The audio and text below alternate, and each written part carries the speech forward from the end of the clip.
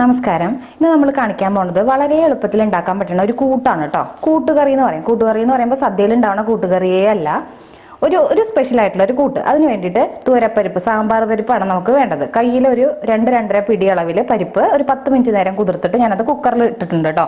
അപ്പോൾ ഇത് വല്ലാണ്ട് ഇങ്ങനെ വേവിച്ചെടുക്കരുത്, ഒന്ന് കടിക്കണ ഭാഗത്തിന് കിടക്കണം. ഒരു 1/4 ഭാഗം മാത്രമേ പരിപ്പ് വേവാൻ പാടുള്ളൂ. ഒലർന്ന് കിടക്കണ രീതിയിൽ വേണം നമ്മൾ വേവിച്ചെടുക്കാൻ. ഈ പരിപ്പിലേക്ക് ആവശ്യത്തിനുള്ള ഉപ്പും കുറച്ച് മഞ്ഞൾപ്പൊടിയും ചേർത്ത് വെള്ളം ഒഴിച്ചിട്ട് വേവിച്ചെടുക്കണം. കൂട്ടിന് വേണ്ടിയിട്ട് നമ്മൾ കഷ്ണം എടുത്തിട്ടുള്ളത് കോവക്കയാണ് കേട്ടോ. കാരണം എന്താ വെച്ചാൽ ഇവിടെ കോവക്ക ഇഷ്ടം പോലെയാണ്, പ്രത്യേകിച്ച് മഞ്ഞുകാലത്ത് ധാരാളം ഉണ്ടാവും എന്നും പറയുമല്ലോ. അപ്പോൾ കോവക്ക കൊണ്ടുള്ള മെഴുക്കുപുരട്ടി ആണെങ്കിലും തോരനാണെങ്കിലും, പിന്നെ കോവക്ക കൊണ്ടുള്ള അവിയൽ ഞാൻ കാണിച്ചിട്ടുണ്ട്, കോവക്ക ഫ്രൈ കാണിച്ചിട്ടുണ്ട്. അപ്പോൾ ഇന്നും ഇപ്പം നമുക്ക് ധാരാളമായിട്ടുള്ളത് കോവക്കയാണ്. അപ്പം ഇത് വെച്ചിട്ടുള്ള ഒരു കൂട്ടാണ് കാണിക്കുന്നത്. അപ്പോൾ കോവക്ക ചെറുതായിട്ട് അരിഞ്ഞെടുക്കുകയാണ് ആദ്യം വേണ്ടത്.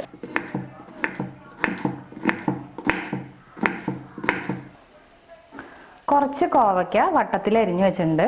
ഇതിലേക്ക് ഒരു 1/2 ടീസ്പൂൺ അളവിൽ മഞ്ഞൾപ്പൊടി ചേർക്കുക. ആവശ്യത്തിനുള്ള ഉപ്പും ഇപ്പം തന്നെ ചേർക്കുകയാണ്. ഇനി കുറച്ച് വെളിച്ചെണ്ണ ഒഴിച്ചിട്ട് കോവയ്ക്ക നന്നായിട്ട് ഇളക്കുക. ഇളക്കിയിട്ട് മൂടി വെച്ചിട്ട് കോവയ്ക്ക വേവിച്ചെടുക്കണം. ഇതിൻ്റെ പ്രത്യേകത, പരിപ്പ് നമ്മൾ അധികം വേവണ്ടെന്ന് പറഞ്ഞ പോലെ തന്നെയാണ്. കോവയ്ക്ക ഒരുപാട് വെന്തുടയരുത്, കഷ്ണങ്ങളായിട്ട് നമുക്ക് കാണുന്ന പാകത്തിന് വേവിച്ചെടുക്കണം. മിക്സിയുടെ ചെറിയ ജാറിലേക്ക് എരിവിന് വേണ്ടിയിട്ട് 2-3 വറ്റൽമുളക് ചേർക്കുക. ഒരു 1/4 ടീസ്പൂൺ അളവിൽ മുഴുവൻ കുരുമുളക്, കറുത്ത കുരുമുളക്. ഇനി കുരുമുളക് ഇല്ല എങ്കിൽ ഒരു 1/2 ടീസ്പൂൺ അളവിൽ കുരുമുളക് പൊടിയാണെങ്കിലും ചേർക്കാം. ഒരു 1/2 ടീസ്പൂൺ ചെറിയ ജീരകവും കൂടി ചേർക്കുകയാണ്. ഇതാദ്യം നന്നായിട്ടൊന്ന് ക്രഷ് ചെയ്തെടുക്കണം. വറ്റൽമുളകും കുരുമുളകും ജീരകവും കൂടിയിട്ട് ചതച്ച് വച്ചതിലേക്ക് ഇനി നമ്മൾ ചേർക്കാൻ പോണത് അധികം വേവാതെ നമ്മൾ കുക്കറിൽ നിന്ന് എടുത്ത് വെച്ചിട്ടുള്ള പരിപ്പുണ്ടല്ലോ. അതുകൊണ്ടാണ് ഞാൻ ആദ്യം പറഞ്ഞിട്ടുണ്ടായിരുന്നത്, ഒരുപാട് വെന്ത് കഴിഞ്ഞാൽ നമുക്ക് ഇതുപോലെ മിക്സിയുടെ ജാറിലെടുത്തൊന്ന് കറക്കി എടുക്കാൻ പറ്റില്ല. ഒരു വെള്ളമയം ഇല്ലാതെ പരിപ്പ് എടുത്തിട്ടുണ്ട്.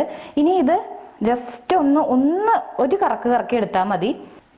സാധാരണ നമ്മൾ തേങ്ങ ഒതുക്കിയെടുക്കുന്നത് പോലെ ഇവിടെ നമ്മൾ തുവരപ്പരിപ്പാണ് ഒതുക്കിയെടുത്തിട്ടുള്ളത്. തുവരപ്പരിപ്പിന് പകരമായിട്ട് കടലപ്പരിപ്പ് എടുക്കുകയാണെങ്കിലും കുഴപ്പമില്ല കേട്ടോ. എന്നിട്ട് ഇതുപോലെ ഇപ്പോൾ അവിടെ എവിടെയായിട്ട് നമുക്ക് പരിപ്പ് ഇങ്ങനെ കാണാനും പറ്റും. എന്നാൽ നമ്മുടെ മസാലക്കൂട്ടിനോട് യോജിച്ചിട്ടുമുണ്ട്, നല്ലാതെ അരഞ്ഞിട്ടുമില്ല. ഈ ഒരു പാകത്തിന് എടുക്കണം. ഇതിലേക്ക് നമ്മൾ ഈ കൂട്ട് ചേർത്ത് കൊടുക്കുകയാണ്. 2 തണ്ട് കറിവേപ്പിലയും കൂടി ചേർത്തിട്ടുണ്ട്.